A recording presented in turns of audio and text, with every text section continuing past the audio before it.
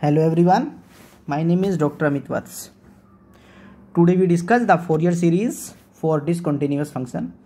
इससे पहले वीडियो में हमने कॉन्टिन्यूस फंक्शन को रखते हुए -पाई टू पाई का एक इंटरवल रखा, लेकिन इस वीडियो में हम इस टॉपिक पे ये बात नहीं कर रहे हैं कि इंटरवल -पाई से पाई का है या 0 to 2 पाई का है।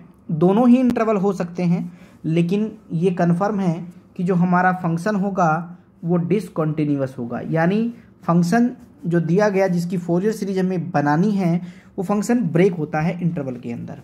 लेकिन नंबर ऑफ इंटरवल्स या जो सब इंटरवल बनेंगे वो नंबर ऑफ फाइनाइट होने चाहिए। ऐसा डिरिचलेट ने बताया कि जब भी हमारी फोरियर सीरीज हमें बनानी है तो अगर डिसकॉन्टिन्यूअस फंक्शन होता है तो उसके जो सब इंटरवल बनते हैं वो फाइनाइट होने चाहिए। जैसे पहला इंटरवल a0 से a1 का बना, दूसरा इंटरवल a1 से a2 का बना, और nth जो इंटरवल है वो an-1 से an का होगा, यानी अगर मेरा इंटरवल a0 से an तक था। बट स्टूडेंट्स ये नंबर्स अभी यहाँ फाइनाइट नहीं है, केवल मैंने इनको काउंट किया कि nth तक हैं, बट n क्या है ये मुझे नहीं पता। ये नंबर ऑफ n मुझे पता होना चाहिए, तभी मैं फंक्शन की फोरियर सीरीज को बना सकता हूँ। यहाँ पर मैंने अभी केवल डिसकॉन्टिन्यूअस फंक्शन के बारे में समझाया। फोरियर सीरीज कैसे बनाएगी उसको भी डिस्कस करेंगे। तो यहाँ पर जो फंक्शन मेरा है f(x) वो डिसकॉन्टिन्यूअस फंक्शन है, और डिसकॉन्टिन्यूअस फंक्शन में जैसे कि पहला इंटरवल x0 से छोटा है तो f1 फंक्शन है, फिर x0 और a1 के बीच में है तो फंक्शन f1 है। तो इस तरीके से हमारे कुछ सब इंटरवल बने हुए हैं, but the number of sub interval are finite. ये जो नंबर ऑफ सब इंटरवल हैं वो हमेशा फाइनाइट होने चाहिए। डेफिनेट इंटीग्रल की एक प्रॉपर्टी है जिसे कि 12th क्लास में ही हम लोग पढ़ करके आए। 12th क्लास में हमने ये पढ़ा कि अगर मान लीजिए a0 से an तक मुझे किसी फंक्शन को इंटीग्रेट करना है और वो सब इंटरवल में ब्रेक है और हर इंटरवल में एक अलग फंक्शन दिया गया है, तो उसको हम a0 से लेकर चलें a1 तक करें, फिर a1 से a2 तक जाएं, और इसी तरीके से an-1 से लेके an तक जाएं। उस इंटरवल को लेते हुए हम इंटीग्रेट कर सकते हैं। अब ये हमने डेफिनेट इंटीग्रल की प्रॉपर्टी को समझा। अब हम ये समझना चाहते हैं कि अब फोरियर सीरीज कैसे बनाई जाएगी। तो मान लीजिए स्टूडेंट्स मेरे पास एक फंक्शन है f(x). फंक्शन डिसकॉन्टिन्यूअस है एंड पीरियोडिक है। फंक्शन पीरियोडिक होना जरूरी होता है, डिरिचलेट ने ऐसा बताया। जो भी उसकी कंडीशंस है हम उनको लेकर के चलेंगे। टोटल टाइम पीरियड t = 2 पाई, भले ही वो इंटरवल 0 से 2 पाई का हो या वो इंटरवल -पाई से पाई का हो, यानी दोनों में से कोई भी इंटरवल हो हम दोनों के लिए ही यूज़ कर सकते हैं। जैसा कि पहले भी मैंने बताया कि मैंने ऐसा नहीं कहा कि ये डिसकॉन्टिन्यूटी का जो केस है वो केवल 0 to 2 पाई में ही लगेगा या केवल -पाई टू पाई में ही लगेगा। नहीं, आप किसी भी इंटरवल में इसको यूज़ कर सकते हैं, बस मेरा जो फंक्शन है वो सब इंटरवल में ब्रेक होना चाहिए। लेकिन स्टूडेंट ध्यान दीजिए, अगर -पाई टू पाई का इंटरवल है और फंक्शन डिसकॉन्टिन्यूअस है तो जो ऑड और इवन का कॉन्सेप्ट इससे पहली वीडियो में हमने समझा, हम उसको अप्लाई नहीं करेंगे, क्योंकि वो केवल और केवल कॉन्टिन्यूअस फंक्शन के लिए था, और यहाँ पर आपका फंक्शन डिसकॉन्टिन्यूअस है तो डिसकॉन्टिन्यूअस फंक्शन में उस डेफिनेशन को नहीं लगा सकते। एक एग्जाम्पल के ऊपर अप्लाई करके देखते हैं। जो फोरियर सीरीज f(x) अगर हम उसे देखें तो 0 से पाई का जब इंटरवल है तो वो x फंक्शन है, और जब पाई से लेकर 2 पाई तक का इंटरवल है तो पाई -x है। यानी इसका मतलब हमें ये समझ आया कि हमारे जो सब इंटरवल हैं, जो टोटल इंटरवल है वो 0 to 2 पाई है, लेकिन जो सब इंटरवल हैं वो दो बने हैं। पहला इंटरवल 0 से पाई का है, दूसरा इंटरवल पाई से 2 पाई का है, बट जो टोटल टाइम पीरियड है वो 2 पाई है। तो 2 पाई टाइम पीरियड के साथ हम एक फोरियर सीरीज बनाएंगे। फोरियर सीरीज की वही डेफिनेशन जो आप अभी तक पढ़ते आ रहे हैं, f(x) = a0/2 plus summation n = 1 to ∞ an cos nx plus bn sin nx। वही डेफिनेशन है और उसी को हम यूज़ करने वाले हैं। स्टूडेंट्स ध्यान दीजिएगा, इस सीरीज को बनाने के लिए हमें 3 कांस्टेंट की आवश्यकता है। पहला a0, an और bn। अगर तीनों कांस्टेंट हमारे आ जाएं तो फोरियर सीरीज बन जाती है। तो अब हम an, a0 और bn को कैलकुलेट करेंगे। तो a0 की क्या डेफिनेशन है, ध्यान से देखिएगा। a0 1/पाई 0 to 2 pi f(x) dx। अब ये जो f(x) फंक्शन है वो सब इंटरवल में ब्रेक है, तो इसीलिए पहला इंटीग्रेशन 0 से पाई होगा x dx यानी f1 फंक्शन, और f2 function is pi minus x और उसका जो इंटरवल है वो पाई से 2 पाई है। इंटीग्रेट करते हैं, x का इंटीग्रेशन x² 2 हो जाएगा और पाई माइनस एक्स का इंटीग्रेशन पाई माइनस एक्स का होल स्क्वायर अपॉन -2 हो जाएगा। उसकी वजह से मैंने यहाँ माइनस लिख दिया है। अब जो भी हमारी लिमिट्स हैं उनको सब्स्टिट्यूट करते हैं। पाई रखेंगे तो पाई² 2 और 0 रखेंगे तो 0 हो जाएगा। 2 पाई पर पाई² 2 और पाई रखने से 0 हो जाएगा, यानी पाई² 2 माइनस पाई² 2 प्लस 0 इक्वल्स टू 0, यानी a0 जो पहला कांस्टेंट है उसकी वैल्यू 0 आ गई है। स्टूडेंट्स, जैसे हमने a0 को कैलकुलेट किया उसी तरीके से हम an और bn को भी कैलकुलेट करेंगे।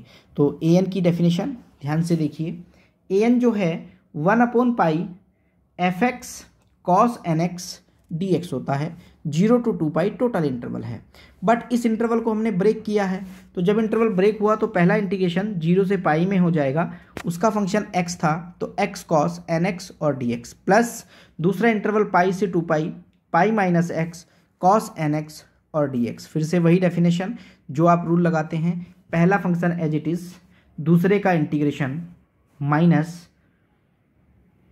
माइनस पहला फंक्शन का डिफरेंशिएशन और दूसरे का इंटीग्रेशन, यानी इस तरीके से हमने उसको इंटीग्रेट कर लिया।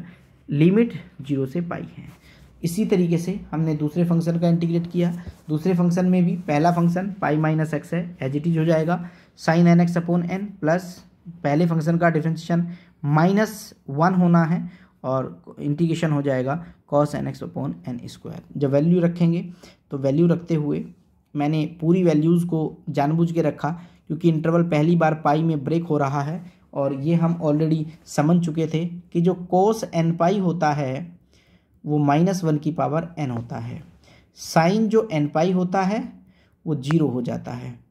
cos 2n पाई चूँकि 1 होता है और sin 2n पाई ये 0 हो जाता है।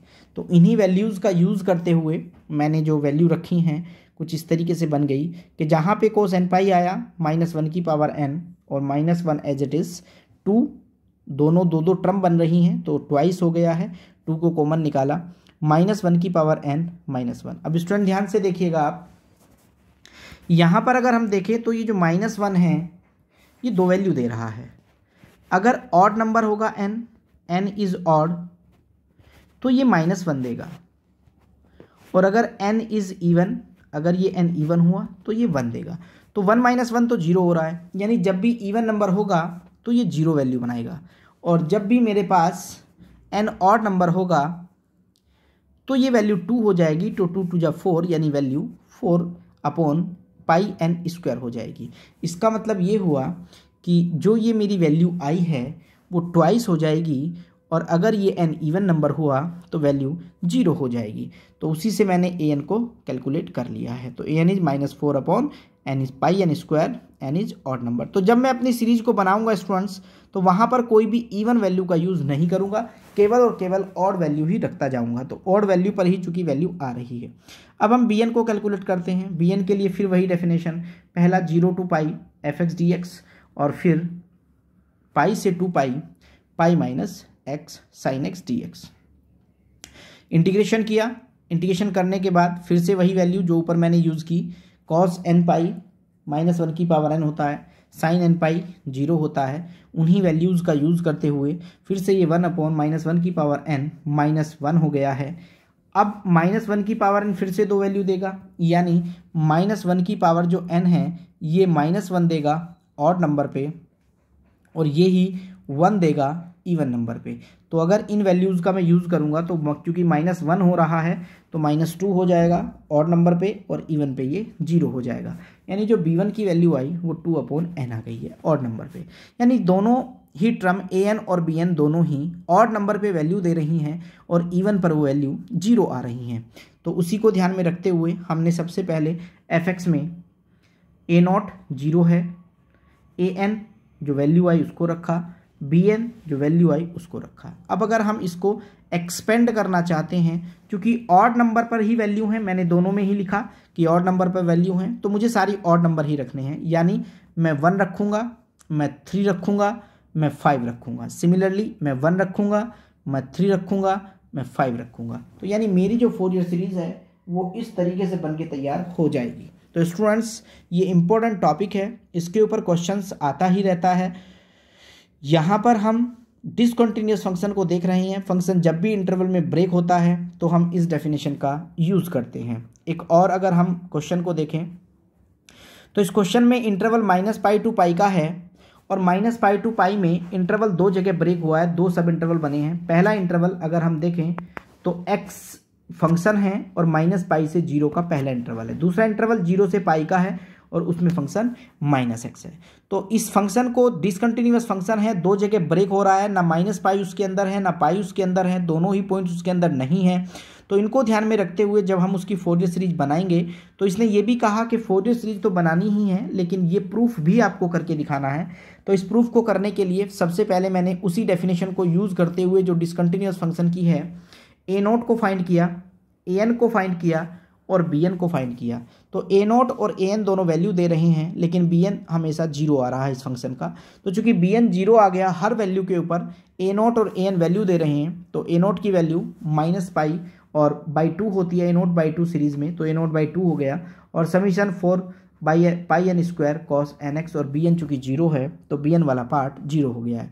चूंकि ये वैल्यू ऑड नंबर पे आई है तो इसीलिए मैंने सारे ऑड नंबर उसके अंदर रख दिए हैं, cos x, cos 3x, cos 5x up to and so on. यानी मैंने n = 1, 3, 5, 7 पर वैल्यू को निकाल दिया है। अब स्टूडेंट्स ध्यान दीजिए, क्योंकि उसने ये कहा है 0 उस इंटरवल में नहीं है क्योंकि पहला इंटरवल 0 से छोटा है और दूसरा इंटरवल 0 से बड़ा है, तो 0 इंटरवल लाई नहीं करता। लेकिन जो प्रूफ ये आ रहा है वो x = 0 पर आ रहा है। बट 0 इस इंटरवल के अंदर जो मेरा इंटरवल -π से π का है इस इंटरवल में 0 बिलोंग नहीं कर रही है। क्यों नहीं बिलोंग कर रही है? क्योंकि पहला इंटरवल 0 से छोटा है और दूसरा इंटरवल 0 से बड़ा है। तो डिरिचलेट ने ऐसा बताया था, डिरिचलेट ने कहा कि अगर ऐसी कंडीशंस आ जाती हैं तो आप उसके लिए लेफ्ट हैंड और राइट हैंड लिमिट निकालिए। तो मैंने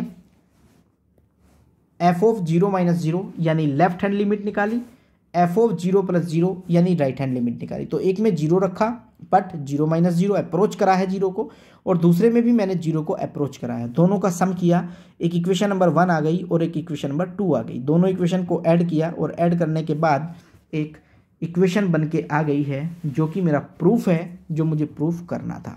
तो स्टूडेंट्स इस तरीके से हम अपनी प्रॉब्लम को सॉल्व कर सकते हैं। बहुत ही इंपॉर्टेंट टॉपिक है ये डिसकंटिन्यूअस फंक्शन का। क्वेश्चन इसी टाइप से पूछा जाता है। कुछ एग्जांपल्स मैंने आपकी प्रैक्टिस के लिए रखे हैं, अगर आप चाहें तो उनको सॉल्व कर सकते हैं। कि जैसे find the Fourier series of fx -k to k में -π से 0 का इंटरवल है, 0 से π का है और एक डिडक्शन भी दिया है। मैंने उसके एग्जाम आंसर भी लिख दिए हैं कि कौन सी वैल्यू क्या आती है, आप लोग ध्यान से देख सकते हैं। लेकिन एक और क्वेश्चन है, क्वेश्चन नंबर 4, उसको आप देखें तो वो और भी ज़्यादा इंपॉर्टेंट क्वेश्चन है क्योंकि उसमें जो वैल्यूज़ हैं वो π/2 में ब्रेक हो रही हैं। अभी तक हमने ये तो समझ लिया कि sin nπ क्या होता है, cos nπ क्या होता है, ये समझा है। लेकिन sin nπ/2 क्या होता है, cos nπ/2 क्या होता है, ये हमने अभी तक नहीं समझा है। तो स्टूडेंट्स अब हम ये समझेंगे कि π/2 पर वैल्यू क्या आ रही है। तो sin nπ/2 क्या होता है, cos nπ/2 क्या होता है, इसको भी समझना जरूरी है। तो स्टूडेंट्स ध्यान दीजिए, जो इंटरवल है वो 3 जगह ब्रेक हुआ है, बट जो बीच वाला इंटरवल है उसमें जो वैल्यू बन रही है वो 0 है, यानी फिर भी इंटरवल 2 में ही ब्रेक रहेगा। तो -π से π का इंटरवल डिसकंटिन्यूअस फंक्शन है और एक डिडक्शन भी दिया गया है जो हमें प्रूफ करके लाना है। फोरियर सीरीज वही होती है a0/2 + an summation n cos nx और bn sin nx, वही सीरीज है जो हम हमेशा से पढ़ते आए। बट a0 की डेफिनेशन में -π से π और fx dx दो जगह ब्रेक, -π से -π/2 और π/2 से π, 1 और -1 जैसा कि फंक्शन दिए गए हैं उन्हीं के अकॉर्डिंग हमने देखा तो a0 मेरा 0 आ गया है। तो a0 की वैल्यू हमें मिल गई जो वैल्यू 0 आई है। इसी तरीके से अगर an पर जाएं तो an की वैल्यू में आप देखिए -π से π है, वही इंटरवल है। तो जो इंटरवल हम ले रहे हैं -π to π का, उसको दो जगह ब्रेक किया और जो फंक्शन है हमारे पास cos nx और cos nx वो माइनस के साथ, क्योंकि वहाँ फंक्शन -1 है और यहाँ पर फंक्शन +1 है, तो उन्हीं को हम साथ लेकर के चल रहे हैं। स्टूडेंट्स cos nx का इंटीग्रेशन माइनस के साइन nx होता है और सेम दूसरे का भी माइनस के NXC बनेगा। अब यहाँ पर वैल्यू देखें तो साइन nπ/2 की वैल्यू की आवश्यकता है, दूसरी में भी साइन nπ/2 की आवश्यकता है, लेकिन साइन nπ/2 से nπ/2 प्लस माइनस के साथ कैंसिल हो रहा है और साइन nπ/2 भी साइन nπ 0 होता है, वो भी दोनों कैंसिल हो रहे हैं, तो an की वैल्यू 0 आएगी। लेकिन अगर हमें ये वैल्यू रखनी है तो ध्यान से देखिए, cos π/2 0 होता है, cos 2π/2 -1, cos 3π/2 0 होता है, cos 4π/2 1, cos 5π/2, यानी जितने भी ऑड नंबर हैं उन पे 0 आ रहा है। तो मैंने ये फॉर्मूला एक स्टूडेंट बनाया है, इस फॉर्मूले को ध्यान से देखिए। जब भी n ऑड नंबर होता है तो cos nπ/2 0 वैल्यू देता है, और जब भी ये इवन नंबर होता है तो -1 की पावर n/2 देता है, यानी आप cos nπ/2 की इस वैल्यू को यूज कर सकते हैं। सिमिलरली मैंने नीचे भी कुछ फॉर्मूले बनाए हैं, cos और साइन दोनों के ही फॉर्मूले बनाए गए हैं। cos nπ/2 की वैल्यू इवन नंबर पर आती है, ऑड पर 0 हो जाता है, और साइन nπ/2 की वैल्यू ऑड नंबर पर आती है, इवन पर वो 0 वैल्यू देता है, यानी एक वैल्यू इवन पर देता है और एक वैल्यू ऑड पर देता है। तो दोनों की वैल्यू मैंने लिखी है, उनको यूज कर सकते हैं। तो जैसे ही हम bn निकालेंगे तो bn में वो वैल्यू आ रही है, इवन नंबर पर भी और ऑड नंबर पर भी। तो जौन सी वैल्यू यहाँ आ रही हैं उनको हम रख देते हैं, क्योंकि जो cos nπ है वो ऑल पर वैल्यू देता है, वो ऑड और इवन पर नहीं, दोनों पर वैल्यू देगा, या तो ऑड पर या तो इवन पर, ऐसा नहीं है उसका, वो दोनों पर देता है। तो इसलिए मैंने ऑल वैल्यू लिख दिया है। बट जो cos nπ/2 है वो केवल इवन पर वैल्यू देता है, इसलिए मैंने उसे इवन नंबर का ही यूज करना है और इवन ही लिखा। तो इसी तरीके से हमने उसको एक्सपेंड किया। अब जैसे ही फोरियर सीरीज हमारी बनी तो इसमें पहले वाले में केवल मुझे इवन रखने हैं और दूसरे वाले में ऑल, यानी सभी वैल्यू रखनी है। तो ये फर्स्ट टर्म इवन के लिए है और दूसरी ऑल के लिए है। तो मैंने पहला जो एक्सपेंशन किया वो इवन नंबर पर किया, मतलब 2, 4 और 6 मैंने इस तरीके से इवन नंबर पर किया। लेकिन जो दूसरी टर्म है, ये वाली टर्म, ये ऑल के लिए है, तो मैंने 1 रखा, 2 रखा, 3 रखा, 4 रखा, इसको सिंप्लीफाई किया, और सिंप्लीफाई करने के बाद जो सीरीज बन कर के आई यही मेरी फोरियर सीरीज बन गई है। तो स्टूडेंट्स, ये टॉपिक जो हमने अभी किया है बहुत इंपॉर्टेंट टॉपिक है। आप इसका यूज़ करके डिसकंटिन्यूअस फंक्शन की कैसे फोरियर सीरीज बनाई जाती हैं ये आप कर सकते हैं। तो नेक्स्ट वीडियो में हम डिस्कस करेंगे कि हाफ रेंज सीरीज़ क्या होती है और कैसे हाफ रेंज सीरीज़ की प्रॉब्लम को सॉल्व किया जाता है। नेक्स्ट वीडियो में ये डिस्कस करने वाले हैं। Thank you very much students, thank you very much.